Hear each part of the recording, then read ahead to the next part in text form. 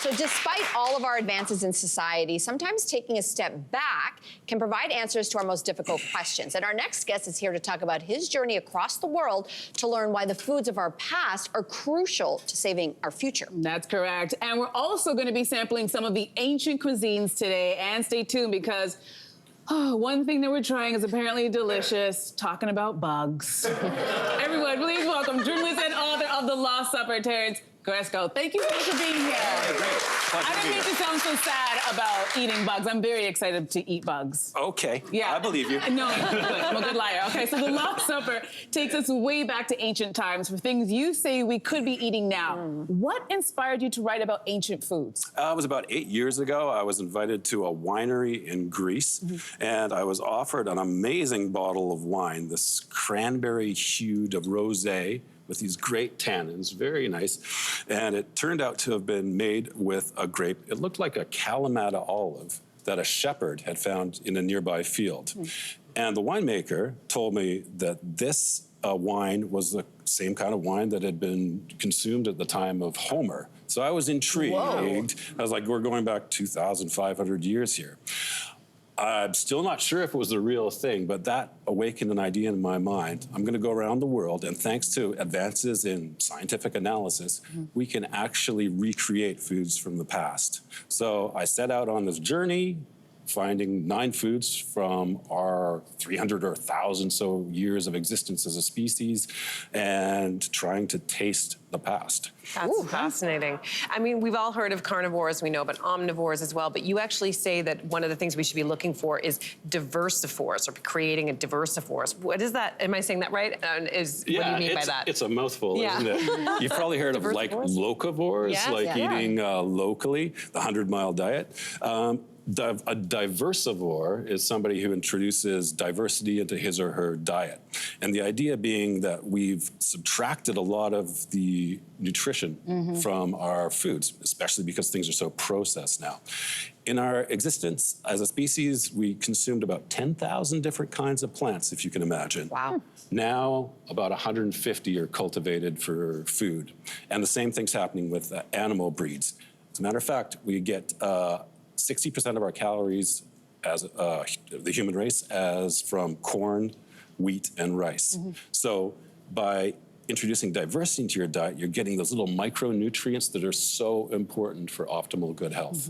Okay, and you're also supporting farmers. And also supporting farmers. Amen to that. Okay, we're going to sample some of the foods you say we should be considering adding to our diet. So we're going to start with ancient grains that you say we should be adding to our diet. We're going to try it in a certain bread. So can we go ahead and dive in and tell us about these? Yeah, ancient grains? enjoy. So these are loaves from Broad Flour here in Toronto's Liberty Village, a great place. They mill their own grains in the shop. And it's made with einkorn, this particular bread. I went to Turkey, to central Turkey, to seek out a grain called emmer, one of the first grains that we cultivated. And I found the ovens in these ruins of this place called Çatalhöyük, where they cooked the breads. I found the grindstones. I even got my, at the time, 6-year-old son, Victor, to help me grind it. It takes about 5 hours to grind enough for the day's bread, basically. But we made a Neolithic flatbread. This all sounds very exotic, but you should know that you can find these kind of grains. These ones come from Manitoba. There are artisan bakeries in major cities in Canada that make these things available. It's delicious. That's really, really good. It's nice, huh? All right, so you've also brought a special type of pork inspired by hogs from a secluded island in the United States, and you say that it's healthier than, eating extra virgin olive oil? Is that true? How can that be? Well, yeah, it's an interesting story. The Ossabaw Island hogs. Ossabaw Island is this huge barrier island off the coast of Georgia, and 500 years ago, Spanish explorers dumped a load of hogs on the island, turning it into kind of a living larder. And they've been fattening up on acorns ever since then. So farmers down there in the southeast United States have been raising the pigs, and they're serving them in restaurants in Charleston and Savannah. And the oil, because they feed on these acorns, is pretty much has the same basic ingredients as extra virgin olive oil. So it's expensive, but worth boy, is it good for you. So save this as for a treat. We're all getting way too much protein. When you do eat something, make sure it's ethically raised and make sure that it's delicious. Yeah, well, that, Really that is delicious. delicious. This reminds me of being in Spain. So is this actually osaba? Aceba? Aceba? No, it's hard to get up here. There's an amazing store here in Toronto called Spanish Pig. I got it from there. This is Iberico ham, Yes. which is also raised in a similar setting, in oak forests, and they feed on forest mast and acorns. Similar, so you're getting the similar benefits. Okay. Are you enjoying it? Yeah, it's really lovely. I passed on the pork because I don't eat pork, but we're going to end on something that is quite interesting also. In the name of a better future, we're going to try to eat bugs on live television today. Listen, before we dive in, why is it that you think we should consider bugs to satisfy maybe some of our snack cravings? They were one of our first meals. I mean, going way back, they found evidence people were consuming bugs. Our hominin ancestors, even going back to the first mammals, were all descended from insect-eating mammals. They are a really good source of fat, which is hard to find in nature. People are saying they're going to be the food of the future.